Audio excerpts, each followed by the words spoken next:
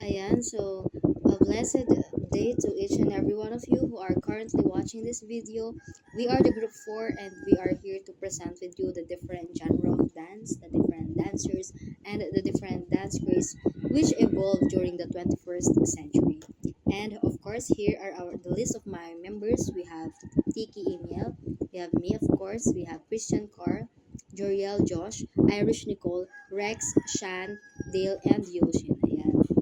So, please bear with me kung maingay yung mga chickens natin dyan. So, just focus on me, guys. So, ayan, let's start with the dancers. So, ano ba ang mga dancers?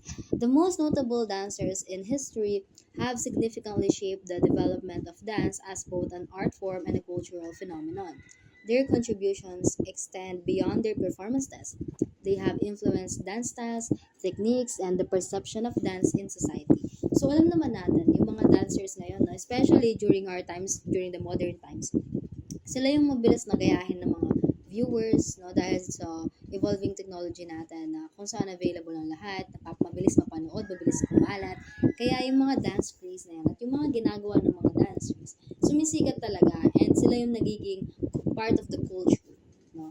Ngayon, mas kikilalanin pa natin kung sino ba yung mga notable dancers during the 21st century rather. So here are some of the most notable dancers. First, we have, of course, my idol, Michael Jackson. Okay. Michael Jackson was born on August 29, 1958 in Gary, Indiana, United States, and a Virgo by sun sign. He passed away on June 25, 2009. Okay, mas kilala siya bilang MJ or Michael Jackson, but I know him personally as Michael Jackson. He was the king of pop and an international superstar. Michael Jackson was a musical entertainer whose work, both with Jackson 5 and solo, won accolades and hearts worldwide. Equally popular were his unique dance moves that created sensation and shaped future dance styles. Amongst the most successful entertainers of all time, Jackson was later accused of child molestation. Michael Jackson is widely regarded to be the world's best dancer because of his famous dance moves, especially the moonwalk. So personally, si Michael Jackson ang isa sa mga nakilala kong dancers na napakaraming fans, no? Pag nanonood ka ng concert niya, nabubusol yung mga tao. Tapos, ang pinakakilala kong kanta niya or sinayaw din niya is yung Billie Jean is Not My Love. Yan. Next, we have Shakira, of course. She was born on February 2, 1977 in Barranquilla, Colombia and an Aquarius by sun sign. Shak. Mas kilala siya bilang Shaq. Grammy Award-winning Colombian pop singer Shakira is best known for hits like Whenever, Wherever, and Hips Don't Lie. One of the most successful Latin American recording artists, she is also one of the world's best-selling music artists. Her first hit album was Peace de Calzos After, which she entered the English music market with her big hit album, Laundry Service.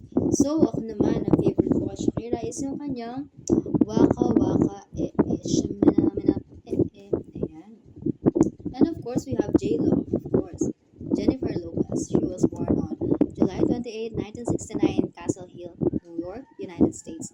And a Leo by sun sign. So, si J-Lo, no? Ito, ano siya parang siya naging icon and siya yung ina-idol noon, no? So, kung ngayon, kung meron tayong parang sino ba mga solo artists natin yun, like si Taylor Swift, no? Yan, ngayon si J-Lo dati. Gustong ginagaya to ng mga bata noon, no? Mga batang 90s. Jennifer Lopez established herself as the highest paid Latina actress in Hollywood after starring in films such as Out of Sight, The Wedding Planner, Made in Manhattan, and Shall We Dance. She is also an accomplished dancer and commercially very successful singer. She helped propel the Latin pop movement in American music, and she is also a fashion designer and a businesswoman. O, diba? Napakadami naman niyang kayang gawin. Sana all. And of course, after natin mapunta sa mga international dancers, let us have the local dancers here in the Philippines. We have first, of course, Jong Hilario. Born on August 11, 1976 in Makati, Philippines, on the US sun sign. He is currently 47 years old. Yan. Mas nakikita pa rin naman natin si Jong Hilario sa Showtime. Sample King ang tawag sa kanya. Virgilio Hilario, his real name, better known by his stage name Jong Hilario, is a Filipino actor and dancer. He's a part of the dance group Street Boys in the Philippines. As an actor, Hilario has acted in movies such as Muruami, released in 1999, in which he portrayed Putong, and others, and Decada 70. Hilario started his career in 1993 as a member of the dance group Street Boys. He made his debut as an actor in 1996. Ayan. So itong si Jong Hilario naman, syempre no, alam naman natin hindi siya ganun kagwapuhan. Pero yung charisma niya sa dancing, hanggang ngayon is patok pa rin. Kaya siguro up until now, meron pa rin siyang career sa Showtime. Feeling ko lang ganun. So let's move on to Maha Salvador. Maha Salvador was born on October 5, 1988 in Apari, Cagayan, Philippines and Libra by Sunshine. She is currently 35 years old. So, mas kilala si Maha Salvador as the Dance Princess, the King of Pop, and an international superstar Michael Jackson. Oops, sorry, this must be a mistake. So let us talk about Maha Salvador. Si Maha Salvador, artista siya, pero mas nakilala siya rather, nung naging performer na din siya, wherein sumasayaw na rin siya, nagkakanta, meron din siya mga solo album. And si Maha, mas nakalala ko siya nung dun sa ASAP, yung if you're familiar with Work It Like Miley, yung kasama niya si Enrique Hill, of course, no? So, sumikat, naging naging trending yung Work It Like Miley dahil sa kanya. Ayan. Next, we have, of course, Rochelle Pangilinan, born on May 21, 1982 in Malabon, Philippines, and a Gemini by Sunshine. She is currently 42 years old. So, Rochelle Pangilinan Solinap, born May 23, 1982, is a Filipina dancer, actress, and recording artist. She was one of the founding members of the popular group Sex Bomb Girls, and in 2007, she repackaged herself as a short-term rap and hip-hop artist under the name ROC. So, sino ba ang hindi makakakilala sa Sex Bomb Girls? Dapat ilalagay talaga namin dito is yung buong Sex Bomb. Pero, we believe na isa si Rochelle Pangilinan sa mga pinaka-sumikat. Kumbaga kahit hindi siya nag-sex bombs, naging siya, kaya niya mag-build ng kanyang sariling career dahil siguro sa kanyang charisma. And alam ko nag-artista din tong si Rochelle. Next we have, of course, the one and only Marian Rivera. Marian Rivera, ayan, also known as Yan Yan.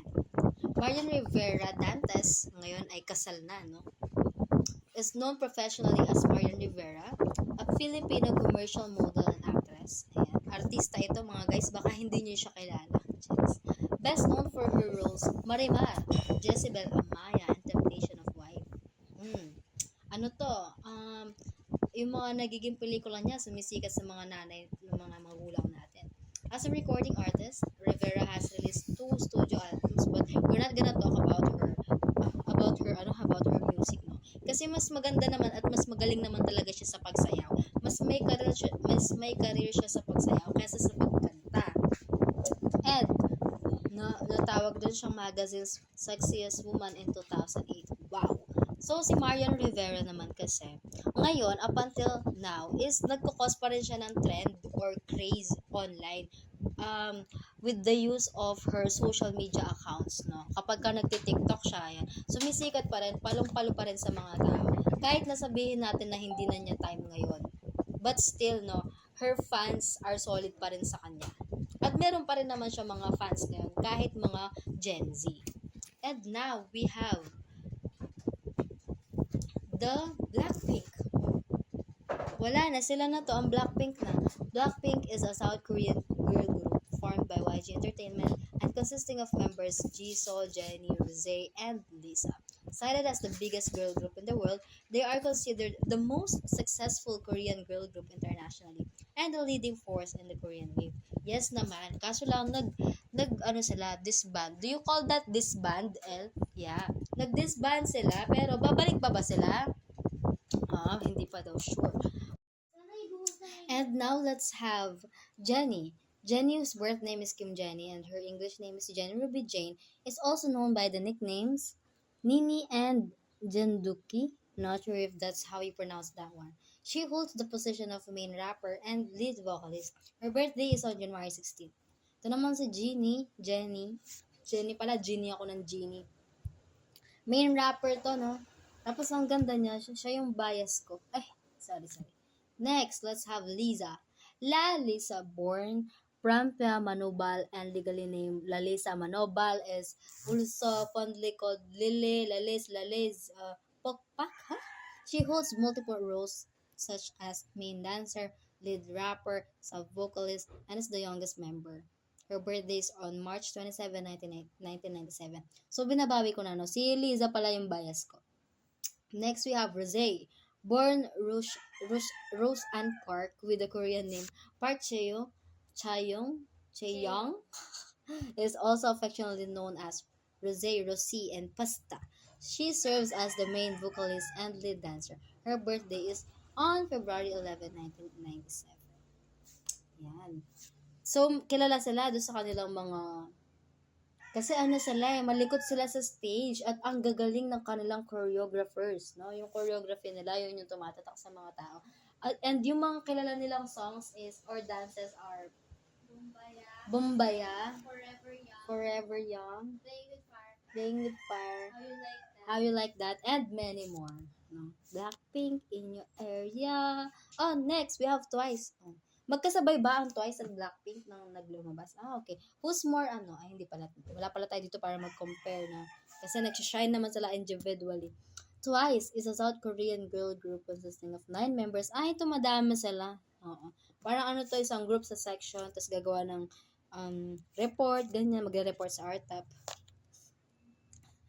The group was formed through the survival show 16 and debuted on October 20, 2015 with the EP The Story Begins under JYP. Twice debuted in 2015 under JYP Entertainment with the hit song Like Ooh Ah. I'm not so familiar with the Twice, so yeah, pero congrats guys. Ayan. After ng Twice, meron pa ba tayong Of course, we have the 2NE1. 2NE1 was a South Korean girl group formed by the YG Entertainment, which was active between 2009 and 2016. Nandito ba si Sandara Park? Oo. Ang bias ko dito si Sandara dahil hanggang ngayon naman ay sikat itong si Dara. 2NE1 has experimented with numerous musical genres with their songs during their career, encompassing hip-hop, R&B, electric pop, reggae, and dancehall. The group's ability to produce something fresh and out of the ordinary with every new release, according to ABS-CBN, has placed them in a league of their own. So, kung ngayon may mga twice, ganyan, noon may 2NE1. 2NE1. At saka si Dara, she was known mostly here sa Philippines because, minahal niya ang Pilipinas, right? Parang si Ryan Bang. Korean, sila, actors or Korean personalities sila na minahal ang Pilipinas. Yeah. And now, after dancers, let's have dance craze and i-discuss naman to ng isa ko pang kagroup. Here are some of the notable dance craze. The Charleston 1920s. Origin. The Charleston got its start in the African-American community in the early 20th century. And in 1923, the Broadway production Runnin' Wild helped it become well known. Cultural impact. It was a vital component of the jazz age and came to represent the era's rejection of conventional ideals. It became synonymous with the Roaring Twenties. The syncopated rhythms and exuberant movements perfectly captured the essence of the era. Legacy. The Charleston is remembered as a symbol of the 1920s, often referenced in media and revived in various forms over the decades. The Twist, 1960s. Origin. The Twist, which featured a hip-wrenching action that was easy for anybody to perform, gained popularity because of Chubby Checker's 1960 hit song, The Twist. Cultural impact. Being one of the earliest dances that permitted individuals to dance alone rather than in pairs, it completely changed social dancing. It spread over the world and had an impact on music and design. Legacy. Many people believe that the twist was the catalyst for the rise of solo and freestyle dance in popular culture. Disco, 1970s. Early 1970s nightlife saw the emergence of disco dancing, especially at clubs that catered to the LGBT Latino, and African American groups. Disco became widely popularized thanks in large part to the Bee Gees' music for the 1977 film Saturday Night Fever. Cultural impact. Disco was known for its beat, ostentatious attire, and welcoming vibe. It ushered in a fresh era of dance culture and nightclubs. Legacy. Even though disco saw criticism and a drop in popularity in the early 1980s, its impact can still be heard in contemporary dance music and society. Breakdancing, 1980s. B-boying, also known as breakdancing, began as a component of hip-hop culture in the Bronx, New York, in the late 1970s and early 1980s. It involves complex body motions, specialized footwork, and acrobatic maneuvers. Cultural impact. Breakdancing became a street dance style that prioritized innovation, athleticism, and competition, and quickly gained worldwide recognition as a pillar of hip hop culture. Legacy. Breakdancing is still a significant component of hip hop culture and is evolving. It may perhaps be added to the Olympics and be the subject of international tournaments. Macarena, 1990s. Origin: a sequence of basic hand and hip movements comprised the Macarena, a Spanish dance that became well known worldwide after Los Del Rio's 1993 song Macarena.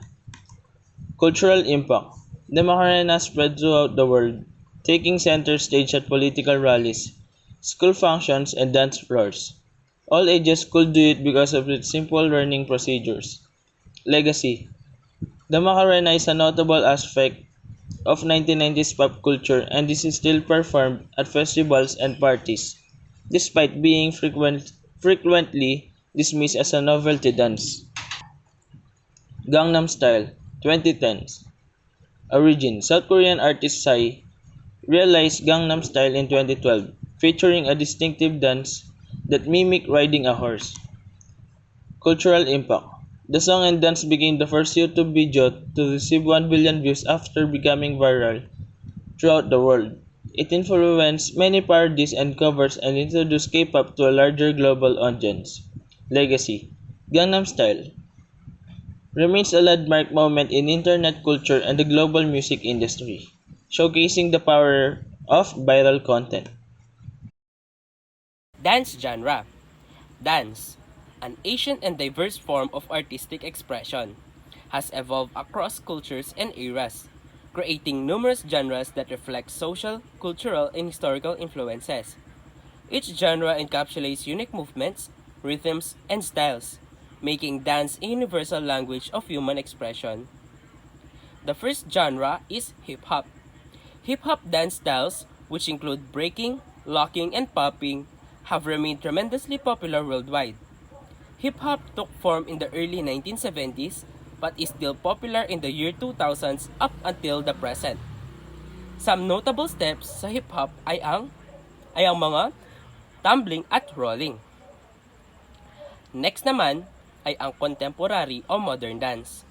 Contemporary dance is a genre of dance that represents most aspect of many different styles of dance today in the 21st century.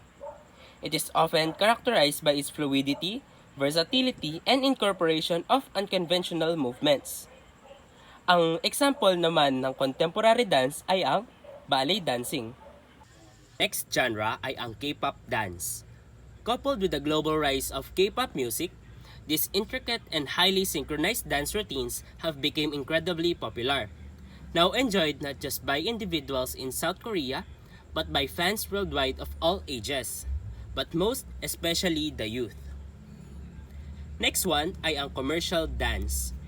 The commercial style of dance, which include jazz, hip-hop, and contemporary, have been very popularly used in music videos, concerts, and television shows. Madalas nating makita yung commercial dance sa mga music videos na ginagawa sa YouTube or sa Facebook, ganyan. And sa mga television shows like It Bulaga, It's Showtime, and many more. Urban dance styles. Other street dance styles such as house, walking, and vogue, which have their roots in underground urban communities, find mainstream recognition and devotion. Kaya nga tinawag siyang urban dance dahil nagmula siya sa urban areas. Next one ay ang tinatawag nating electronic dance music or EDM styles. The development of EDM has created an opportunity for the growth of new dancing styles, including shuffling, the Melbourne Shuffle, and different rave dances popularly done in clubs and festivals. Next ay ang folk dance. Traditional folk dances of the Filipinos includes tinikling, pandango sa ilaw, and sikling, which have continued to be celebrated and taught to keep cultural heritage alive. Kahit na na-produce tong mga folk dance natin nung sinaunang panahon pa, dahil culture nga natin siya, pine-preserve natin siya, kaya nga hanggang ngayon sikat pa rin siya. And lastly, TikTok trends. TikTok became famous and widely used during the pandemic and paved its way to date. Yung TikTok ay naging popular nga siya noong pandemic dahil nagka-lockdown at bawal lumabas yung tao. Naging libangan nila ang pagsasayaw sa TikTok. TikTok dance trends involve short, mostly choreographed dance moves to famous songs or audio clips that go viral on the social media platform called TikTok. Most of them consist of a series of catchy and repetitive moves that are easy to learn and performable by all sorts of people.